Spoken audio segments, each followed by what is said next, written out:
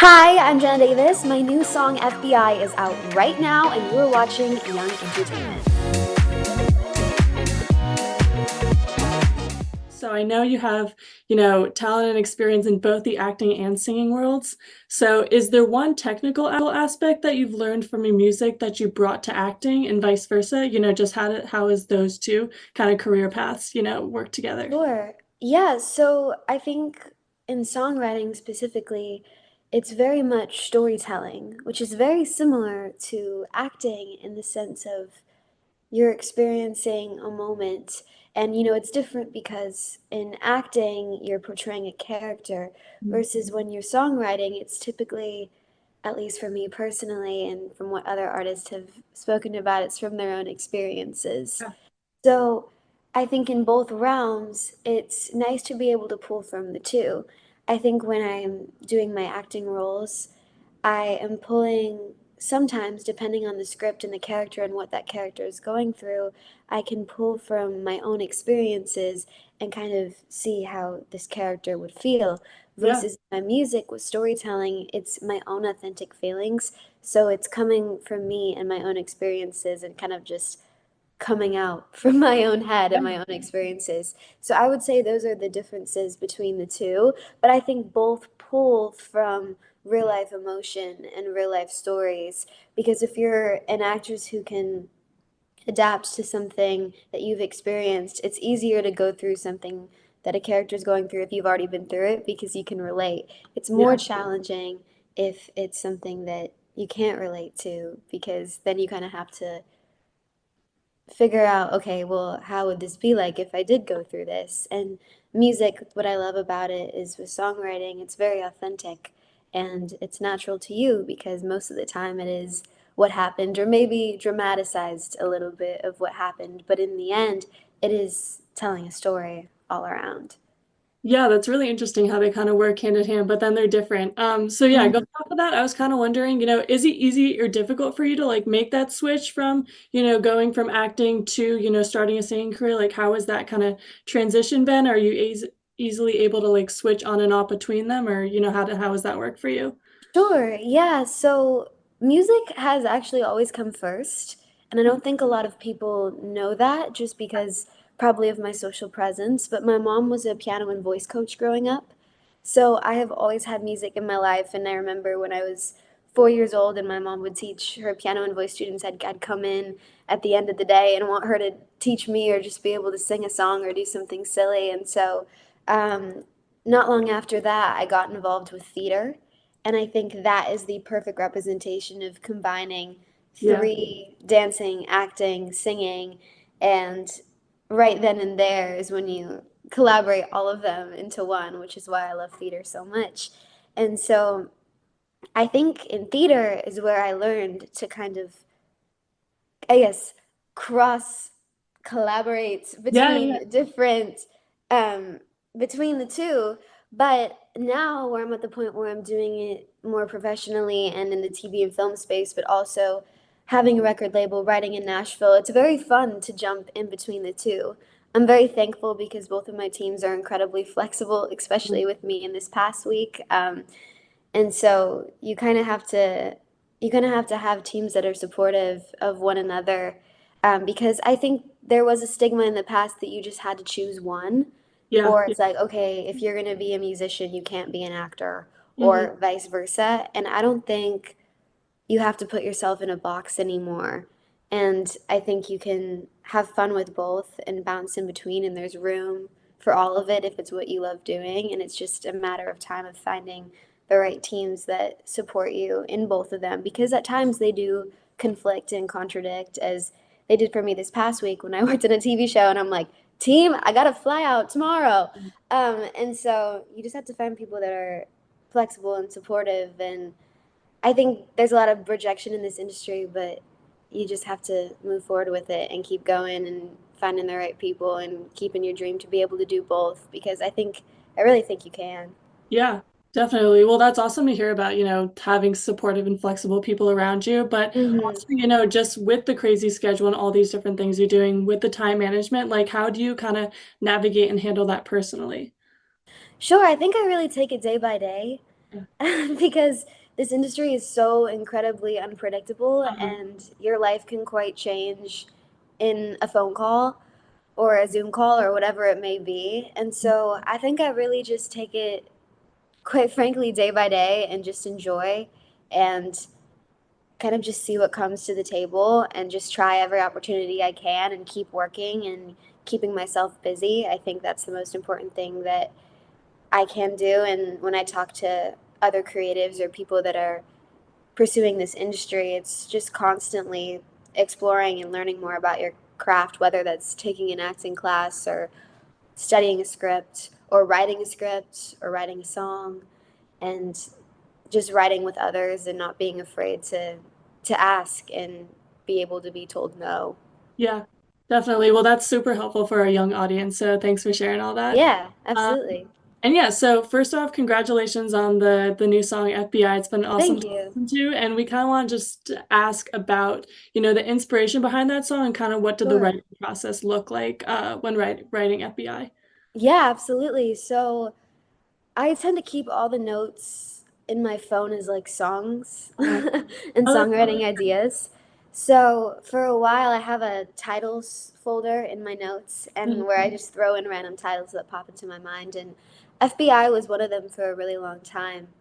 And it was one of the titles that I didn't really want to bring into a room that I wasn't familiar with Yeah. because I wanted to make sure that what I was portraying in this song was something that the other people in the room would understand and get because it's a very like quirky type of concept. Mm, And so when I discovered my producer Chris Raffetto, him and I just had a really good time. He also produced Six Foot Nothing for me, so he kind yeah. of helped me put together my sound and what I wanted to say with my music. And he's not afraid of being quirky, and I love that and being unhinged lyrically.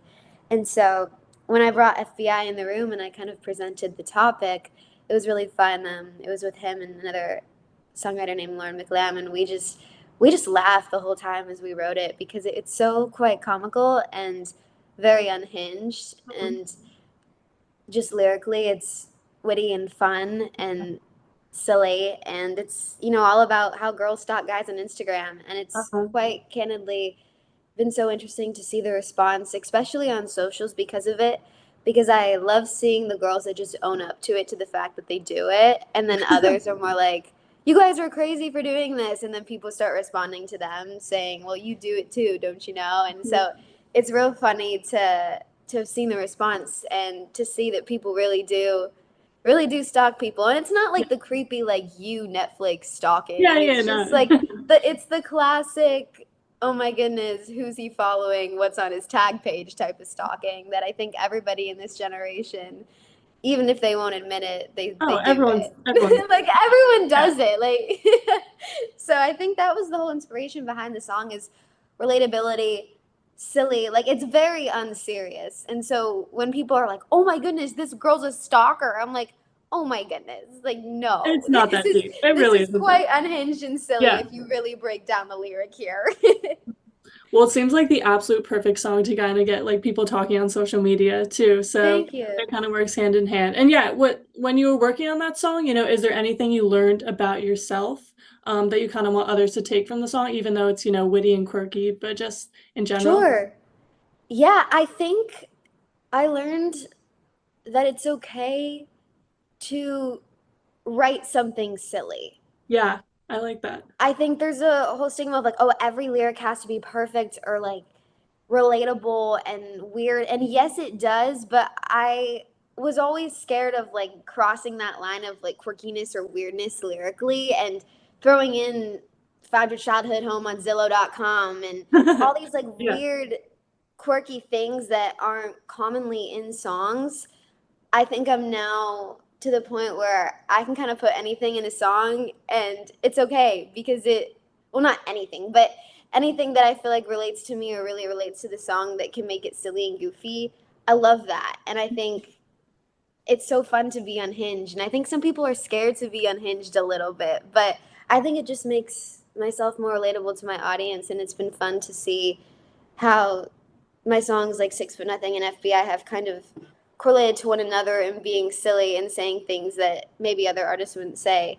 Hmm. and just being having fun and having a good time with it overall. I think when it comes to my music, I just want people to like smile and laugh at it. Like I want people to laugh at it. Like I want people to think that it's funny and Yeah. comical because I think that's a part of my acting side a bit Hmm. and growing up in like the multicam world and the comedy world where the goal is to make somebody laugh. And so I think Yeah. I kind of intertwine that with my music a little bit, especially for some of the projects that are coming up in my forthcoming EP. It's there's just some songs in there that you're just like, that is so silly, but like, why is it true? Well, we're very excited to hear that. That's going to be Thank amazing. you.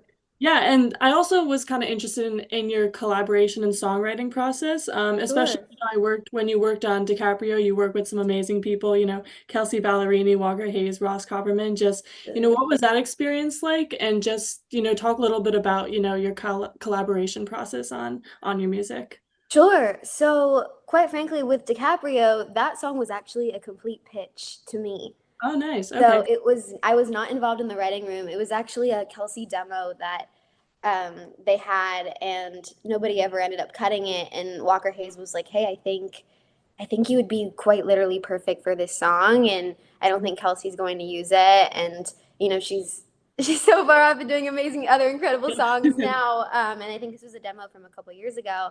And so when a good song is a good song, it's a good song, and it doesn't matter how many years old, however years old it is. And so it was really special because before I signed with my label, I was pitched the song, and I freaked out when I saw the credits and who was on it because those are some of my biggest inspirations, quite Yeah. frankly. And so it was it was really an honor to even be pitched the song and have them want me to do it. And so for DiCaprio, that was very much a pitch. But for everything else after DiCaprio, I really wanted to make sure that I had to say um, in the writing room and that a lot of the ideas were coming from me and stemming from me and me being active in the writing room. Like when I'm in the writing room, I'm not just sitting there and having them write the song for me. I'm invested and we're doing it all together. It's a collaboration Yeah. and I love songwriting so much. I started songwriting when I was 13 or 14, Uh-huh. 13, 14. I think it was 15. One of those, 14 or 15, Okay. after my first heartbreak. And so I love nothing more than going into a room with other creatives and also learning because I think you learn the most when you're doing it, when you're in the writing room, when you're on set, you're learning the most when you're doing it because you're Yeah. going through the problems or the writer's block or the what do we write? And so I think for me as an artist, I always want to walk into the room with plenty of ideas, but also knowing what I'm going to say as an artist. I think that's the biggest thing that I would recommend to anybody that's wants to do an artist career is what do you want to say and how do you want to stand out and be different from everybody else out there. And so when I'm in the writer's room, I just want the writers to get to know me first personally. Uh-huh. So whenever I write with somebody new, I kind of just fill them in a little brief summary of who I am and what I want to say and what I want to do with my music. And then we kind of start diving in and I throw a bunch of ideas at them like a baseball and we'll see which one they swing at. Yeah. So it's such a fun process. I really do enjoy it and it's one of my favorite things to do ever. That's awesome. And, we always love to ask, singers and songwriters we talk to, for you personally, what usually comes first? Does the lyrics and, lyrics of an idea come first, or does the music come first? I would say the idea and lyrics always, quite frankly, come first for me. I usually walk into the room knowing what I want to say or what I want to talk about. So I would say the lyrics and the titles usually come first. I'm such a little lyricist. I write lyrics everywhere I can, and so I think it's just a part of getting my emotions out there, but Yeah. also just having fun and just doing it. And you can do it anywhere, and that's what I tell people too. They're like, "How do you write a song?" I'm like, "You can do it in the grocery store on your notes When you're app. walking. Yeah. Yeah, you can do you don't have to sit down and grab a pen and paper. I mean, you Mhm. can, but it's not that complicated." Yeah, definitely. That's awesome. And so I know you mentioned that, you've been doing music for a long time. It comes from your family. And you just started kind of putting it yourself out there in the world and your music out Yes. there in the world. What's been the most challenging part of, presenting yourself like that, and just how have you been able to overcome it? Yeah, absolutely. I think you never know how people are going to respond. Mhm. You never know that something you work so hard for, how it's going to be received. And Hmm. I think that's the scariest part of it all as an artist is putting it out there because it kind of feels like your child and it's something that you've been Yeah. listening to and revising and planning for a lot of time. So when you put it out into the world, it's the most exciting feeling, but it's also the most nerve-wracking feeling because obviously you want it to do well and you want people to enjoy it because it's something that you work so hard for. So I think as an artist, that's the scariest thing Yeah. because it's out of your control and it's out of your hands, everything that you can do once it's out in the world, other than promote it and let people know that it's out. Everything else is kind of up to the audience and what they're enjoying. And so I think for me, I just always want to be relatable to my audience and always want them to enjoy what I put out there. So, but I try not to put a big stress on myself about it. And I try to remind other artists that you have to put out the music that you want to put out. And, Hmm. you have to be authentic and genuine to yourself because that's the most important thing. And I think people can read through authenticity really, really quickly. Uh-huh. Awesome. Well, thank you so much for sharing that. Yeah, So I kind of wanted to ask about the music and the voice acting. I know you sure. played Megan, which I absolutely love that movie. Thank you. Thank you so And much. so kind of I was interested in, learning how does, voice acting differ from, going to a recording booth to record like a song? Like, is the vocal warm up different or just does it differ depending on each project or how does that look for you? Sure. So with voiceover, I would say it's different in the sense that, again, you're portraying a character and I'm not portraying myself. Hmm. And so I think having a musical background and having a voiceover background has been really nice because I know how to work a mic and Yeah. I know how do I need to stand back? Do I need to stand closer? Like all the little technical things I know from both spaces, which is really nice that they transfer for one another. But with voice acting, it's very different because you have to portray that what you're expressing and what you're feeling is vulnerable enough to read through only your voice and not through your face. And Mm-hmm. that is such a tricky thing. It's a lot of imagination and Yeah. putting yourself in that person's shoes. But that's very similar to singing as well, because something that you write 6 months ago and that happened to you 6 months ago, if the song ends up getting cut, you kind of have to put yourself back into those shoes that you were in 6 months ago. So it's very similar in the sense of stepping into shoes and being like, okay, what am I saying? What's coming across? What's the story here? And so with Megan, the challenging part about that is she was a robot and I didn't really know I don't know what a robot thinks. Other than Yeah. talking to my Siri and Amazon Alexa, there's not much robots I can talk to and Go have off really of. long Yeah. conversations with to understand who they are. And so with Megan, it was tricky because it was not familiar. I couldn't pull it Mhm. from anything. I'm not an evil robot. So it was Yeah. it was difficult in the sense of trying to put myself into Megan's shoes and how a robot feels and does a robot even feel? Uh-huh. So I think with that sense it's a new challenge because it was putting myself into new things and it was very fun. It was the best challenge I could have ever Yeah. done and I tried to do as much preparation and research as I could, but it just came down to kind of my own choices. And I think that's very similar to music. You have to go with your own choices. And if people don't like it, then that's just the way it is. And if they do like it, you strike a gold mine, and Yeah. there you go. Yeah. But I Oh, think well, it all that's just comes down to your choices and what you want to do and play with and have fun with. yeah, well, that's so interesting. And Megan turned out amazing. So Thank you you. played the role of an evil robot pretty well. Thank you. Yeah, yeah. So just a couple more questions for you. So I kind of wanted to ask about the social media side of things. I know you like to post a lot of YouTube videos and TikTok Yes. on Instagram. So what does that kind of role look like for you in addition to, putting out and presenting your music and your acting projects? Just what role has social media played for you and kind of your journey so far? Sure. Yeah, I think social media has allowed me to have a creative outlet to be myself Hmm. and create, and for my audience to get to know me for Jenna. Yeah. Because, when they see Megan, that's Megan. And yes, that is Jenna, but that's not Jenna, because Mhm. I'm not an evil robot. And so it's enabled me to also learn how to promote myself Yeah. and how to, I think, how to try new ways to have my acting be promoted, have my music be promoted, Mhm. and just for people to get to know me for me. And so that if they see me on the street and they watch my content, they know that come say hi. I'm approachable and Yeah. I'm human just like you. And so I think when it comes to my YouTube channel and when it comes to my social media, I just try to be really just who I am and Mhm. authentic and just real.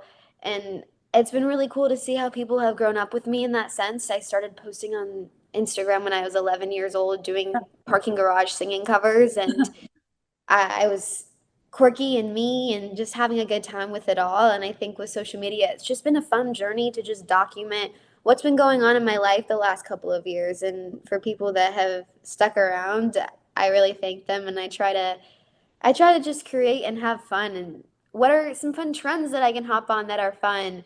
What's a fun way that I can tell people about Megan 2.0? What's Yeah. a fun way that I can express my music and have people relate to it? I can show my friends and have fun with it all. So I think it's just a really happy little blend of everything that's going on in my life, and it's just a fun way to create on the side when I'm not acting or when I'm not doing music. It's just super fun. And it's fun to connect with others. And so many of my friends I've actually met through social media, which is so wild to Hmm. me. And I feel like I know them and I meet them on a red carpet or something. And I'm Uh, like, I feel I like know I know you. you because I've Yep. seen you on my phone for the past 6 months, but I don't Hmm. know you. And it's so fun to connect and just get to know people and also just put a face to the people that are supporting you too. I Yeah. think is one of the most exciting things to Yeah. to recognize and to see. It's just people grow up too and just see what's happening in everybody's lives. It's just a fun overall connection creative space, and I think that's why I love it so much. Definitely. It's such a great outlet just to, yeah, on the side too, just to, It is. take some time off and just do that. So that's awesome. Yeah. So we just have one more question. So we just wanted to ask about, Megan 2.0, and I know you have the Stay at Home movie coming out in 2025. Just what are you Mhm. excited for people to see in terms of your acting journey and all the exciting projects you have coming up? Thank you. Yes. Overall, I'm excited to show people some different sides of my acting. Yeah. I think Megan 2.0 takes a different twist than everybody is quite frankly expecting. So I'm very excited for that. And I'm so excited to see how audiences are going to love the second film. And I'm just so excited. I think when it comes to Stay at Home, I get to play a victim Mhm. in that film. And so it was very different from Megan when I was the villain. And so I'm excited to show people a more vulnerable side of my acting and just a different side. I think when it comes to the different characters I get to play and I want to play, I want to portray different things and have fun with different characters. So when people watch, they can see Jenna through a bunch of different things and characters and emotions and just the all around fun. And so I'm Yeah, just excited for that and for people to be able to compare and contrast the different characters that I have coming up. And it's just been such a joy and also a challenge to dip my toes into different genres and characters and new storylines. So that's that's awesome. what I'm excited for. Cannot wait. I cannot wait to see those two films. It's going to be awesome. Thank you. Thank you guys so much for calling. I had so much fun with you, and we'll chat soon.